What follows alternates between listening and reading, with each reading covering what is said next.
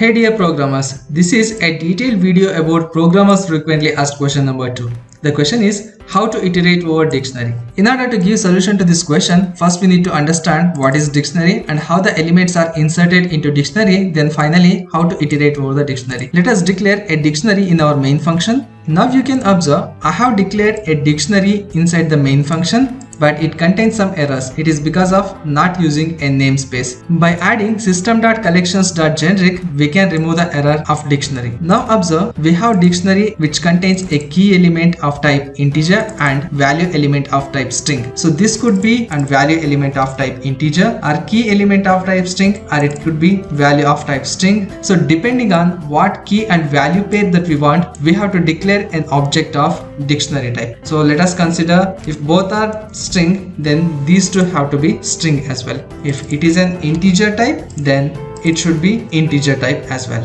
So we can pass any type to key and value variables depending on our requirement. It could be value type or reference type, right? So this is about declaration of dictionary object. Once the object of dictionary is created, then we need to add elements to the employee object. Let us add elements employee dot add pass integer value because key is of type integer and pass value. Let us add one more element employee dot add 2 comma Kushal. So two elements are added to dictionary object. In order to iterate over dictionary, we need to make use of a for each looping statement, and this is first method of iterating over dictionary object. Let us have our dictionary object here. Now print elements by using the element we have here, that is item.key space item.value. This is one way of iterating over dictionary, right? Let us see the second method. Now the second method is similar to the first one, and instead of using var keyword, we can make use of key value pair